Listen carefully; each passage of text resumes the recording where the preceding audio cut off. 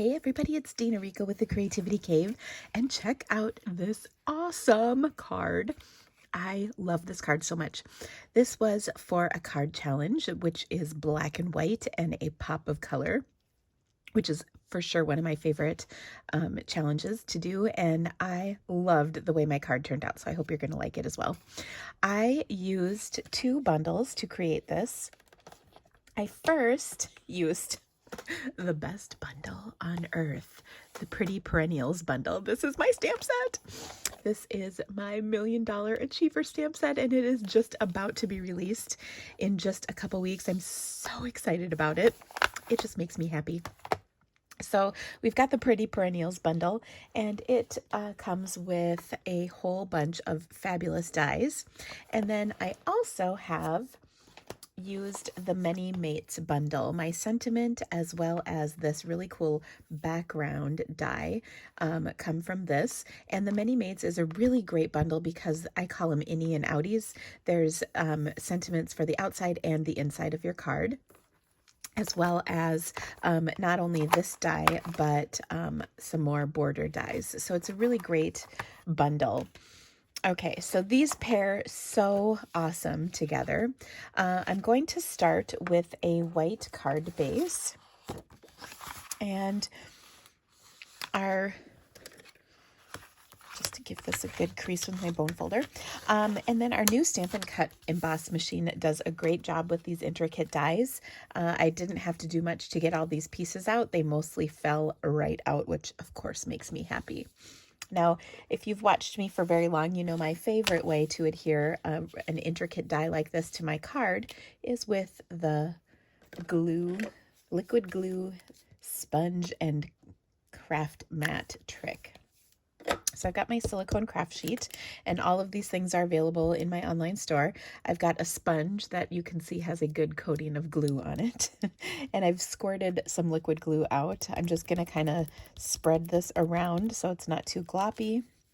I'll place my die cut on here. I just want to keep it from moving around too much. Now, I don't have to have every last nook and cranny covered with adhesive. I want to get kind of the corners, the edges, and then maybe a little in the center, and that is plenty of adhesive. So now I'll take this, turn it over, and position it centered on my card, and look at that. And here's my favorite part is it's adhered down and I am not covered in glue, so I love that. We'll let this dry, and then it just rubs right off, which is actually kind of oddly satisfying to do. Okay, it brings me back to my days as a kid in elementary school and with the paste jar. Okay, now I want to do a little stamping, so I'm going to take my beautiful flower image. I love this image. I've got some Coastal Cabana, the color that lets us know God loves us, of course, and I'm just going to stamp that on some Coastal Cabana cardstock, as you can see here, and you can see the image has the beautiful texture built into it. That was by design. And then I also have some granny apple green for my leaves. Let me grab my scrap. I just bumped my camera. Sorry about that. Okay, so I'm going to stamp one of my leaves on here. Let's see, we'll do about 3 of those. And then I'll die cut these as well as my flower, and I'll be right back. I have my leaves, my flower, and then I also die cut the second largest stitched shape circle, and I'm going to use this to build my flower up with. I also want to take and add a little center. One of the things that I love about my stamp set is there's lots of different interchangeable centers that you can use. So I'm just going to stamp one of them, these little dots, in the center, and we are good to go. I'll pop this up onto my stitched shape circle, and then I'm going to tuck my leaves in behind. Of course, I need to give them a little dimension, so I'll do that with some glue dots. Oh, I love glue dots. The world is a better place because of them. They're just so handy. Okay, so I'll take each of these and then just tuck them in, like I said, under my flower. Woo! That one got away from me. Don't worry, I found it.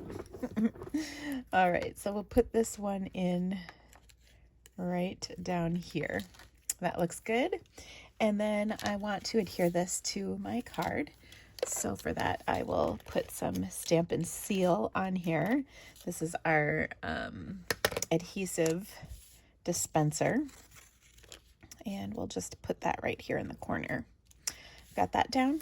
Now I want to add my sentiment, and for this is just a leftover scrap I have. It's about 3/4 of an inch, and I'm going to take the word celebrate. I love this because it's kind of non-specific. You can use it for lots of different things, whether it's a birthday you're celebrating. Oh, that's a little crooked. Let's try that one more time. Whether it's a birthday you're celebrating, some other kind of event, it's sort of non-specific, which makes it really handy to have. Okay, so I've got that. I'm going to just trim this down to size a little bit, like so. Maybe 1.5 inches is kind of a good size for this. And then I'm going to adhere this to my card right like that. So partially onto my flower and then partially off, hanging off to the side.